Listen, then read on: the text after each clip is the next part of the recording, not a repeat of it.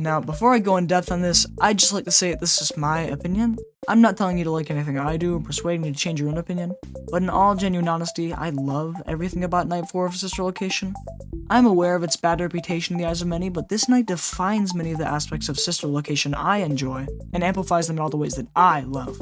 I'll start off with concept and ambience first, then move into the actual gameplay itself. Let's get started.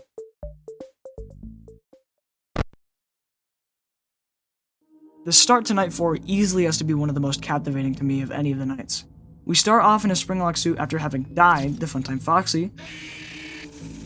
This is also where we're introduced to the scooping room and watch Ballora get scooped with this intense animation. Each forceful strike of the scoop leaves the metal casing of Ballora's suit bearing her exposed damaged endoskeleton staring throughout the night. From there, the main arenas enter and start tampering with the suit. Some of them slither their way into the suit, while our main focus is to the sets of main arenas crawling up both sides of the faceplates. I speak for myself when I say I am terrified of things crawling on my skin or body, so seeing this implemented into Night 4 already personalizes the degree of horror to me. The unpredictable yet precise movements of the main arena's small limbs sorta just creep me out, along with their rubbery plastic shadowed faces. Ugh. I'd like to mention that Night 4 was actually a first for a lot of things in the series. For example, it provides our first real look at the Springlocks up close. While we've seen the exterior and maybe read about them at the time if you were a full FNAF nerd, we've never been shown in the games what they're really supposed to look like at that point. Although, as they're shown here, the Springlocks are more just a tool for the gameplay. I can't imagine the performers having to tighten the Springlocks every couple seconds in front of the kids without making it awkward, but yes, Night 4 is the first time we ever see the interior of Springlocks. Night 4 is also the first time we hear humans physically in our vicinity. We've obviously heard voices like the phone guy before, but never have we heard a human speaking in such close proximity to our own player. And I am not counting Springtrap, I am talking full grammatical sentences! Sister Location actually has a lot more to do with FNAF 3 than I thought. The employees chat a bit about their disdain for having to work down at the location, but they're mainly just there to set the gameplay in motion. Some kind of hardware malfunction. Well, hey, I have to be somewhere in 15 minutes, and this place gives me the creeps. Can we just get this over with? It's all automated. We don't have to be here for it. Just get her on the rollers and we can go. Now let's have a look at the Springlock suit again. It seems to be made of some scratchy rubbery material on the inside, with an almost sandpaper texture and color. Although we've never been officially told what character we're in, Circus Baby at least tells us it's from a real location, which explains the faceplates of the suit. You're inside something that came from my old pizzeria. However, the locks themselves seem more modern than the rest of the suit. While the interior of the mask is held together with thick straps and screws, the locks seem to take on a dial-like appearance, which is only more noticeable once we have to wind them. They also make a really satisfying sound when wound up. A quick note, we never see the Springlocks like this again. Every future depiction of Springlock shows them to be much more metallic in nature to fit the mechanical parts of the suit. It's very interesting to see how the design of the locks evolves over time throughout the franchise. The last visual thing I like to mention is the constantly blinking camera in the top right corner. It emits an eerie red light shining throughout the darkness of the scooper room just about every second. While this might seem like kind of a pointless detail, it's actually a great way to display the objective of the night in a believable fashion. We're told that we're supposed to wait for the other employees to notice us through the camera so we can escape and go home, leaving a constant reminder. I'll open the faceplates for you.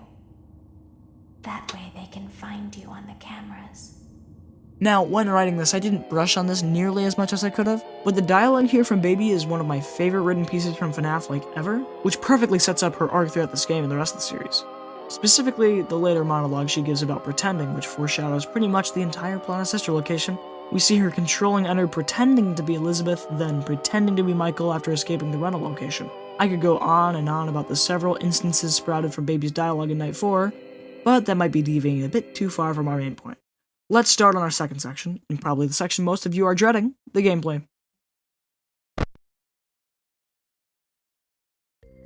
Just to clarify, yes, I already know the gameplay is the part people hate most. Some people say it's one of the most difficult challenges in the franchise. However, I myself am a huge fan of games that make you question your sanity with their hard challenges. Sister Location is one of those games, but honestly, I don't find this one nearly as rage-inducing or unfair, or as difficult, as any of the other moments of this game. The game gives you a decently simple goal without many outside variables. There are 10 spring locks, 5 on each side, and you have to keep them all wound up. Meanwhile, the main arenas slither up each side of the suit, which you have to shake off. While this might sound simple at first, for each wiggle, every single spring lock in the suit loosens a little bit, forcing you to spend much more time focusing on cranking up the locks rather than keeping watch for any more main arenas. While there aren't many factors to this night, it's every little detail that makes the night so stressful. Every time a spring lock gets low on percentage, it displays a small red dot. Seeing multiple of these at the same time only further increases the tension of the gameplay up until you finally survive, or get jump scared. This is the core of FNAF. Whether you like it or not, this night still contains everything about what makes a FNAF game a FNAF game.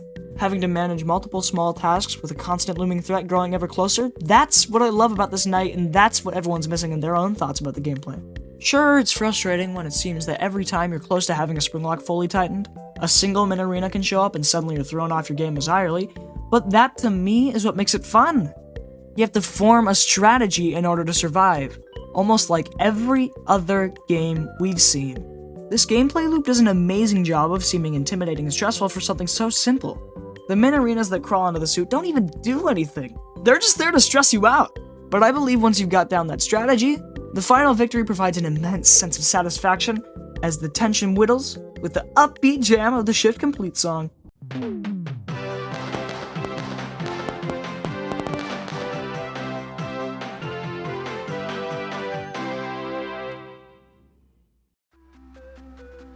I feel that it's important to mention I have only played post-patch Night 4, meaning I have absolutely no idea how the old version will play out.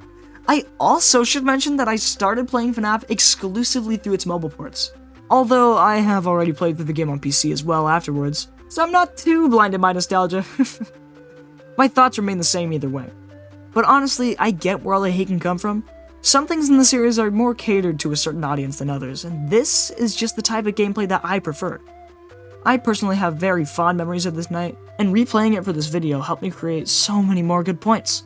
But now, with all my opinion covered, this is where I wrap it up. Thanks to those of you who heard me all the way throughout. Have a good day, and thank you for watching.